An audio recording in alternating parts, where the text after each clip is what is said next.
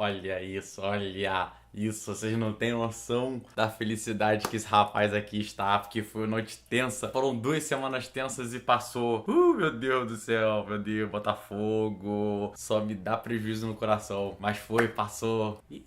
Como eu não posso gritar pro Fernando, tô meio rouco ainda, gravando aqui, e estou datando esse programa, obviamente. Toca DJ aí, o hino do Botafogo. Vai. Botafogo, Botafogo, campeão desde 1900. Oi.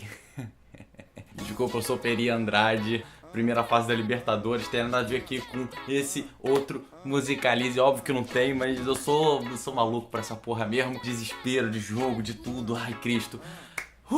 Então vamos falar de música? É melhor falar de música, né? Porque essa agonia aqui me deixa despreparado. Então vou falar hoje do disco de estreia da super banda chamada Gone is Gone, com membros do Mastodon, Queen of the Stone Age, At the Drive-In, da compositor de cinema. Você vai saber tudo logo depois do que?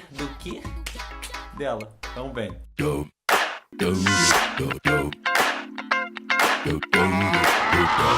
Ai, desculpa, gente, tinha que extravasar de algum jeito isso daí, mas porra, desculpa, foi mal. Então vamos lá, Gone is Gone, primeiro disco de metal que eu tô fazendo a resenha esse ano. Inclusive eu acho, porque assim, eu faço muitas resenhas aqui, mas não tantas de metal quanto eu gostaria de fazer, porque eu gosto muito de metal. Mas esse é o tipo de banda que eu acho que a galera que não é metaleira já ouviu falar e ficou interessada, ou pode se interessar, que é essa Gone is Gone, com o Troy Sanders do Mastodon, o Tony Hadja no Dead Drive-In, o Troy Van Leeuwen do Queen of the Stone Age e o compositor de filmes Mike Zering. Os caras são parceiraço, se juntaram para fazer o Gone is Gone. Ano passado já tinham lançado um EP que eu considero a estreia do Gone is Gone. Inclusive na época eu nem sabia que aquilo era um EP, tem o maior cara de disco do caramba. O EP pra mim é pouca faixa, ele tinha 8 e era EP, então vai entender. Eu tinha gostado do resultado daquilo, mas tinha ficado pra mim abaixo das expectativas. É aquele Gone is Gone, que é o EP deles de estreia. Mas eu estava com uma certa expectativa por esse álbum, porque é muito cara foda junto. Porra, baterista de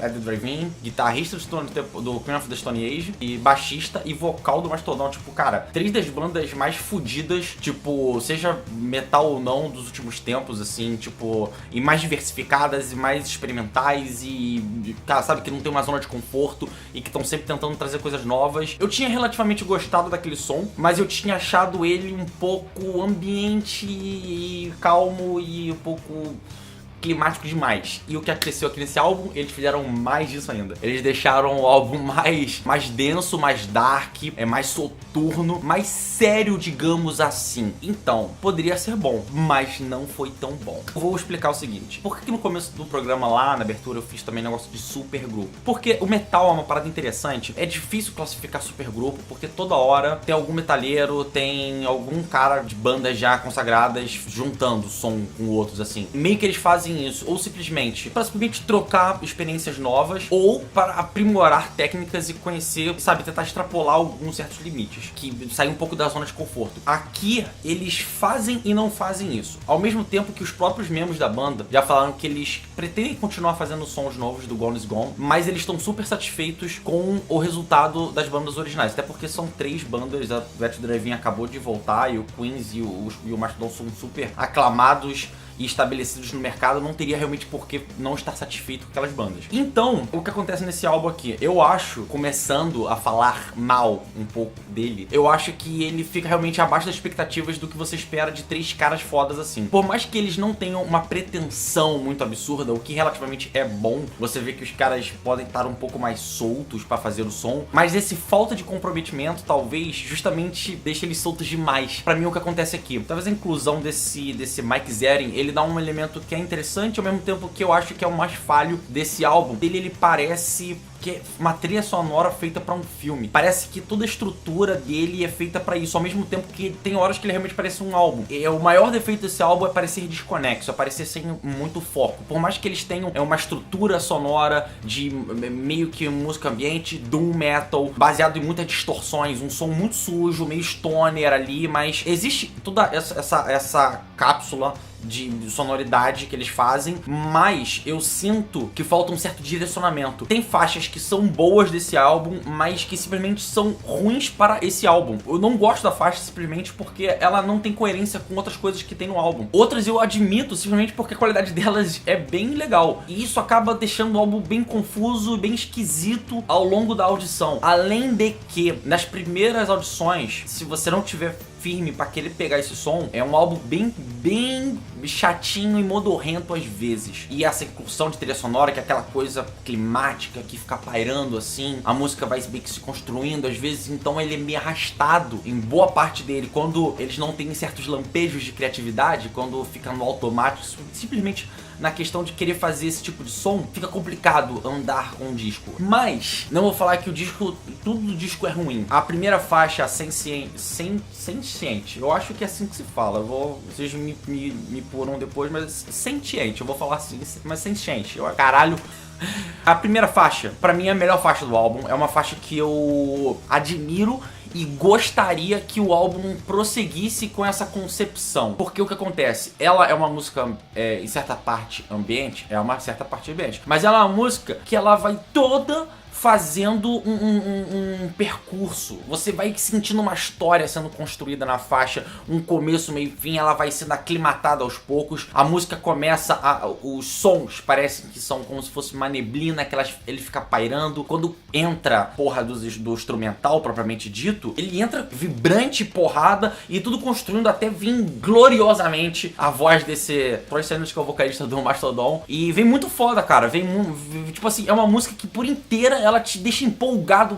Eu fico me imaginando num show, vendo ela e falando assim, caraca, isso é muito foda, isso vai ser foda. Chega pra faixa seguinte, a Gift, ela mantém o ritmo, já é uma música mais porrada. Como o que acontece boa parte do álbum, não só eu acho que existe falta de criatividade, preguiça, porque realmente esse tipo de música mais arrastado assim, se você não tiver uma certa habilidade ou se você tiver jeito para fazer isso, fica ruim, fica chato. Parece uma mistura às vezes de Mastodon com Queen of the Stone Age boa parte do álbum, às vezes até mais que Queen of the Stone Age. E isso me incomoda um pouco, porque se você tá fazendo um outro projeto, você tá acostumado com o seu projeto, pra que você tá fazendo uma coisa que, sabe, tá remetendo muito ao original? Mas a Gift, mesmo sendo essa fusão meio Queens e Mastodon, ela funciona, ela é porrada, ela é agitada, ela fica na tua cabeça. Inclusive, depois da Sentiente, acho que a Sentiente é a que eu mais gostei do álbum. Mas são lampejos ao longo do álbum, não são exatamente, ele não consegue se sustentar por inteiro em faixas. E aí começa o problema mesmo, porque, tipo, essa Color Fade, a Rhodes e a Resolve, além de fracas,